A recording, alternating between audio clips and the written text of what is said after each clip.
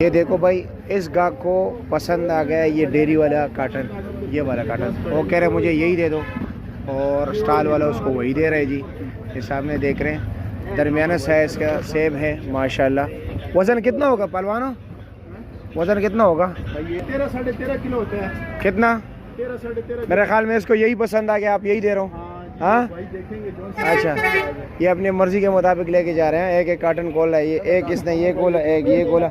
बात करने का मकसद ये है कि ये आपकी मर्जी है, आप चेक भी कर सकते हो, उसने नीचे भी चेक किया, ठीक है। आप देख सकते हैं ये मार्केट में आप कहाँ के, जो आपको खोल के नहीं दे रहा नहीं वो उसमें कोई गड़बड़ होगा जी। ये माशाल्लाह ये देखो दरमियाना सेब है, 13 किलो वजन है ना। रेट क्या है इसका? इसका रेट हम मांग तो 2900 रहे हैं। 2900 मांग रहे हैं, 2800 तक दे रहे हैं। 2800 का दे रहे हैं। इसको कितने का दिया? इनको दे देंगे, इनको रेट हाँ? कुछ ही नहीं है। ये किसको दे रहे हो जो इधर डाल रहे हो? ये अभी इन्हीं के लिए डाले। अच्छा इन्हीं के डाल, लेकिन करेंगे अभी। रेट बाद में करोगे। उसके पक्के गा के अच्छा 100 रुपए रखते हैं। चलो ठीक है ठीक है ठीक है जी, शुक्रिया।